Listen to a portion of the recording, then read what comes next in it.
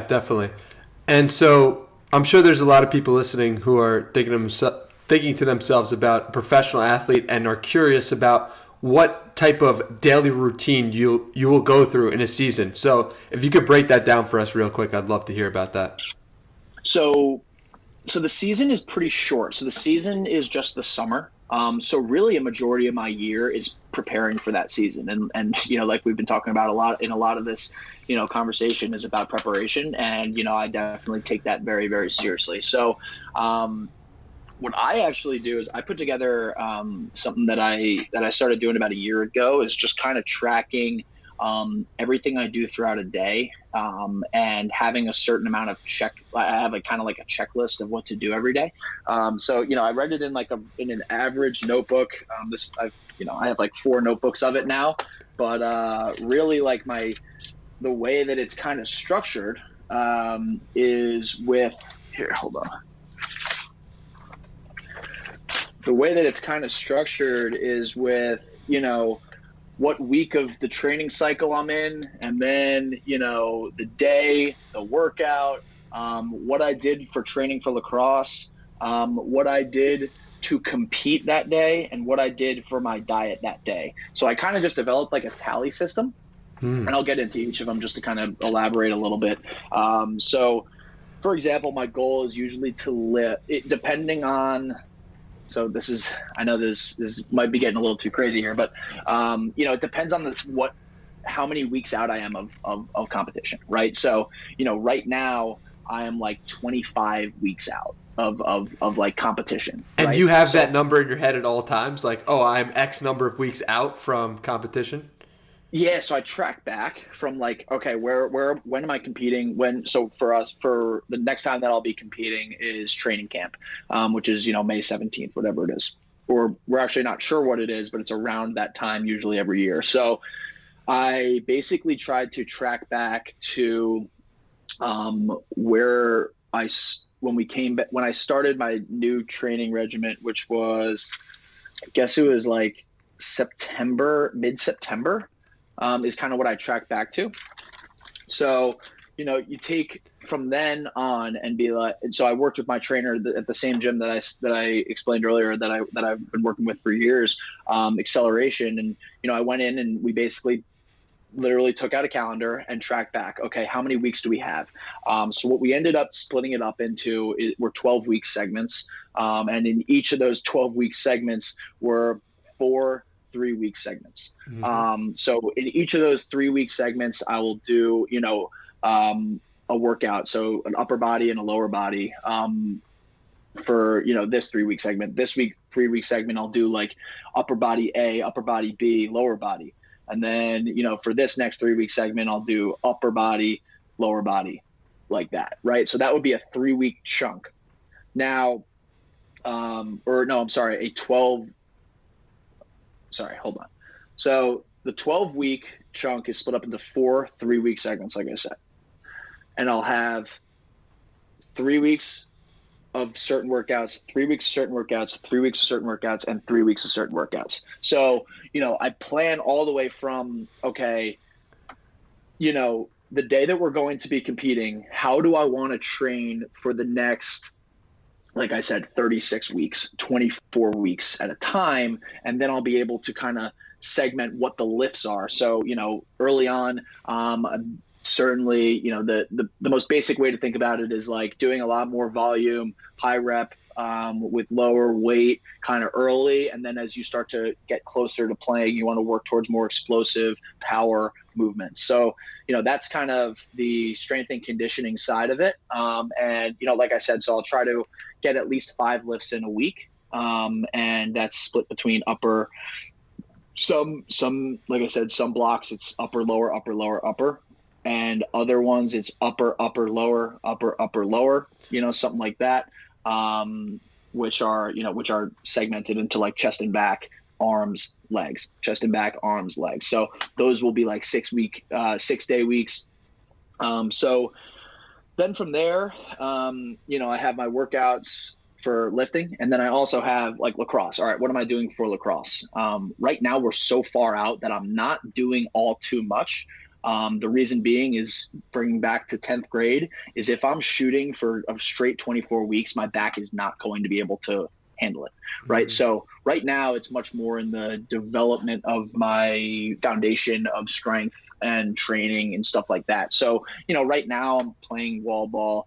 I'm playing wall ball like 3 times a week, and then like shooting once or twice. Right. So nothing too crazy. And then, so the way that my tasks kind of work is, obviously day, workout, what I did that day, then lacrosse. And then the next thing is competing. This is something that I started to do during quarantine when, our season got canceled at Lehigh. I was, I needed to compete. I needed to do something every day. So whether that was playing Catan, whether that was playing cards, whether that was playing horse in the backyard with my brother, just finding a way to compete every day. I'm not a big video game guy, but unfortunately, because there wasn't much going on, I had to try to become one because I wanted to do something to beat someone. Competing, that's one of those things that's a non-negotiable every day. I want to do a +1 every single day. I got to find a time, whether it's, some days I'm doing a lot of competing, some days I'm not. Some days I'm playing golf and I'll, make it, we're competing every single hole. So now that's almost like a +18, of on the competitive scale. And, just for the record, I'm not like carrying this book around in my back pocket, like filling it out, in between holes, or, I'm not out in the, out in the front yard playing horse against my brother and like tallying whether I'm winning or not. But I do definitely take a mental note of, okay, what did I do throughout the day? Or, I do also have a note in my phone that like, all right, I'll have like the day, and I'll start that in the morning. I'll just write the day, and then I'll, write what I do, and then I'll come and transcribe it onto my notebook, later at night, or, even 2 days after, 3 days after, whatever it may be. So, competing, that's a non-negotiable. It's a plus, I need a +1 every day. And then the last one is diet.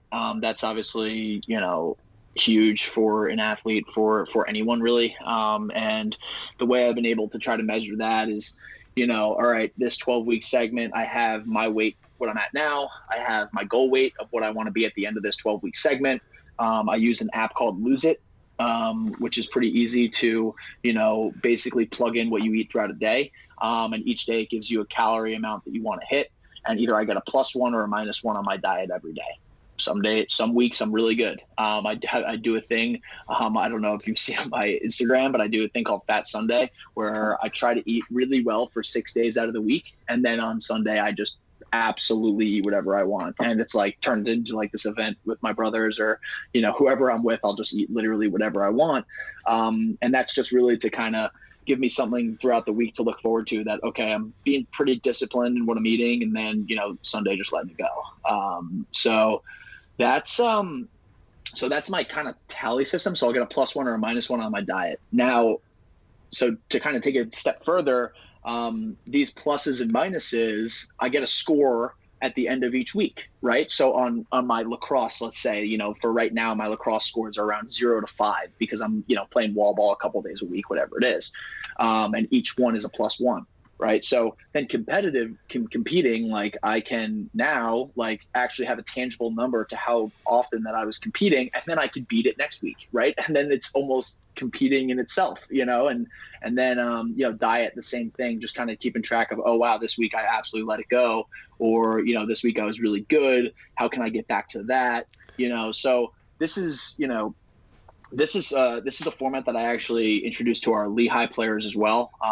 Certainly throughout the quarantine, it's a hard time to stay motivated and stay organized and prepare. Right. So, we kind of do this, and we tally, what our score is for workouts, lacrosse. And then we, chirp each other in our group chat over, who's doing well and who's not. Right. So it's been really good for me to just have something to like I have like my notebook that I bring with me. You know what I mean? Like I usually have a backpack when I'm going to the gym, like my notebook's in there because, later in my notebook is where all my workouts are. So I write the same way that I explained earlier, my sophomore year of high school through now is, I take I have an idea of what the weights that I did the last time I did them, so I could beat them the next time. So it's just kind of my place that I'm able to kind of have a solid like hub.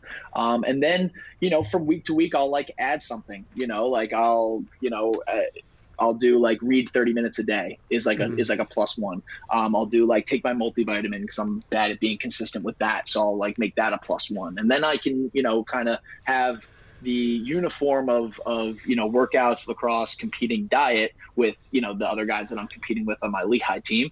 And then also have my own kind of things where, whatever it is that's important to me at that time, I can kind of keep track of. But it's just been a helpful thing to just have, that hub to just stay organized and continue to prepare and, all that stuff.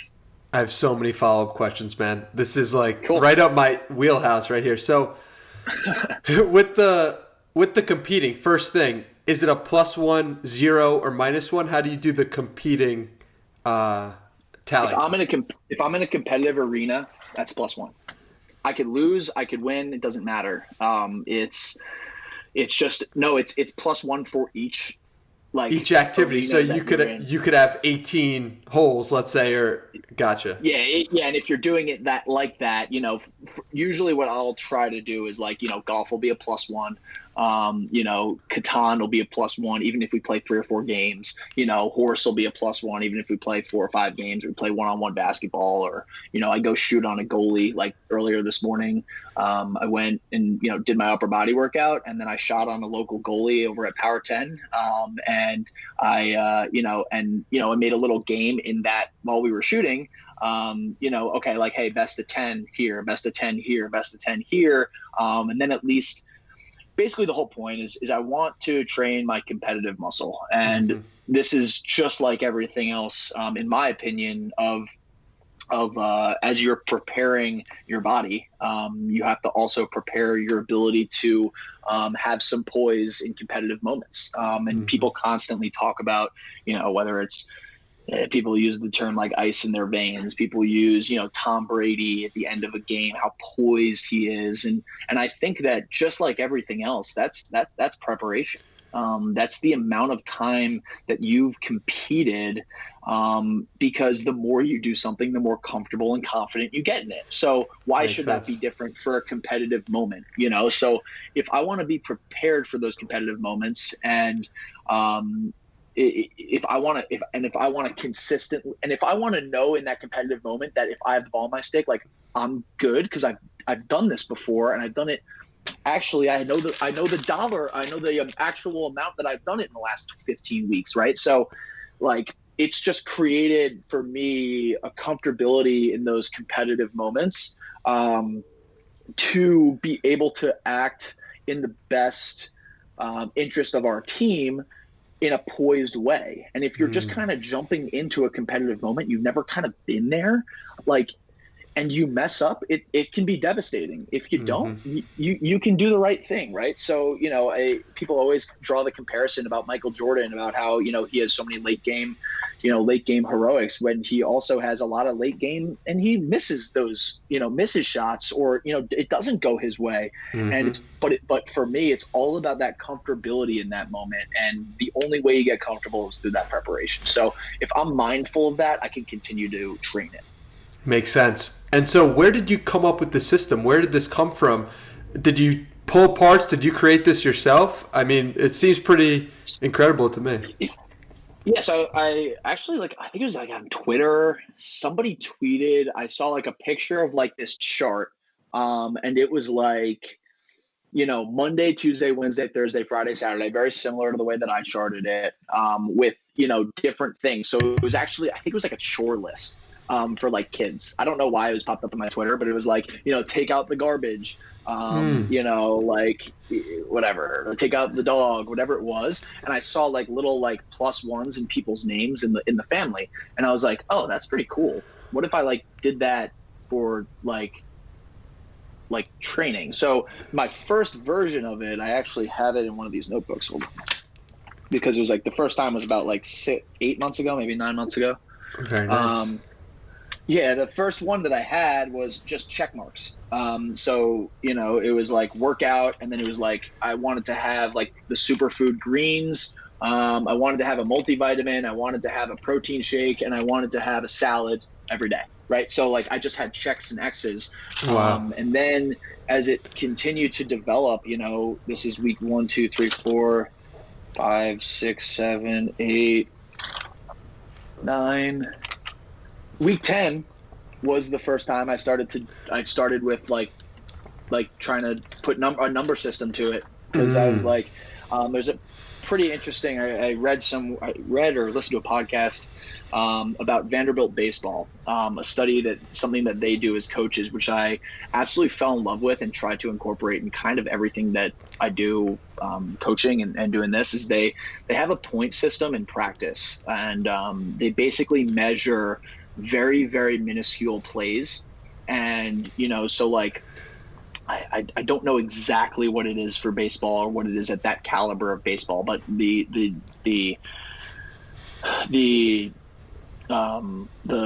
core of it is basically like decision making, and tallying decision making and tallying very little plays. So you get to an end of a baseball game, it could be 3-2. They get at the end of a scrimmage, and it could be 35-25. Because they're statting, okay, did you field this play in the right way and throw it to first? Did you slide? Whatever their core values are for baseball, and I really don't remember what they were, but it's a pretty easy thing to translate to anything, right? So I translate it to what we do on offense. Like, okay, like, if you set a good pick and it's the right read, like you get a point. You assist. A goal is coming off of an assist, you get a point. If you you score on a cut, that's 3 points. Whatever it may be, we make little games out of it, because now you can have a game that really the score is 7-5, but you're really talking about the process of getting to that 7-5, right? So what I think what Vanderbilt calls it is process points, and they basically talk about all of the little things that you have to do to get to the end goal, right? And how can you reward or not reward for those things? So, that's something that I do just in terms of setting like our games at Lehigh and our practices and our drills specifically. But I was like, I kind of combined like that Vanderbilt process point thing with like this random tweet that I saw that was like about chores. And I was like, okay, like, this could be a good way to like organize what I need to get done, because during quarantine, it's really hard to stay motivated, stay organized, and stay on task, without having, the same structure that you'd usually have on a work day. Now you could kind of work on putting together a routine and a regiment by, just recording it in like a notebook type of thing. I absolutely love it. It's process thinking versus outcome thinking. And Yeah.